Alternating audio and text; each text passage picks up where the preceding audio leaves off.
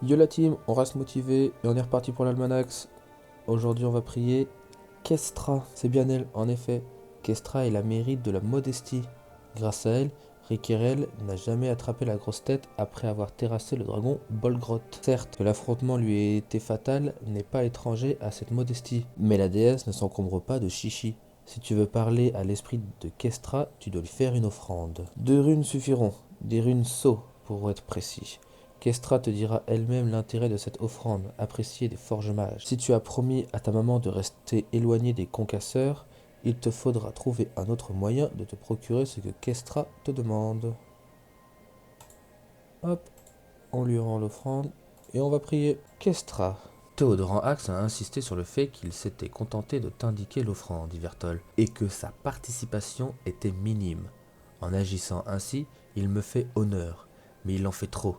Je n'en demande pas tant.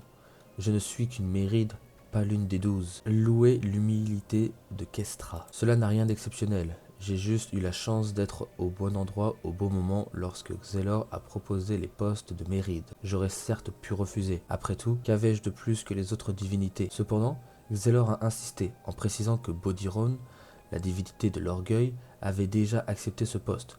Ne pouvant le laisser répandre sa démagogie sans rien faire, j'ai fini par accepter un jour du calendrier pour devenir la Méride de la modestie. Demandez quelle est la signification de l'offrande. Avec des moyens modestes, les sculptes mages réalisent des chefs-d'œuvre. J'ai décidé de leur donner un coup de pouce aujourd'hui, afin de récompenser leur abnégation. Ils restent stoïques lorsque le hasard ne leur est pas favorable et sont moins tapageurs que les forgerons. Tu devrais prendre exemple sur eux. Prétendre que vous faites preuve de modestie en toutes circonstances. Vraiment? Tu me sembles avoir oublié l'époque où tu mouillais tes braies en combattant des gloutes d'incarnables. Je dois reconnaître qu'il y a pire que toi. Certains aventuriers expérimentés oublient qu'ils ne sont pas nés ainsi, et qu'il leur a fallu du temps et de la persévérance pour arriver où ils en sont. Ils traitent les autres comme des moins que rien, pourtant ils étaient à leur place il n'y a pas si longtemps. Écoutez la suite. Réussir quelque chose, c'est bien, évidemment. Peut-on toutefois m'expliquer où est l'intérêt de le crier sur tous les toits? Quelqu'un d'autre dans les mêmes circonstances aurait pu en faire autant, si ce n'est davantage.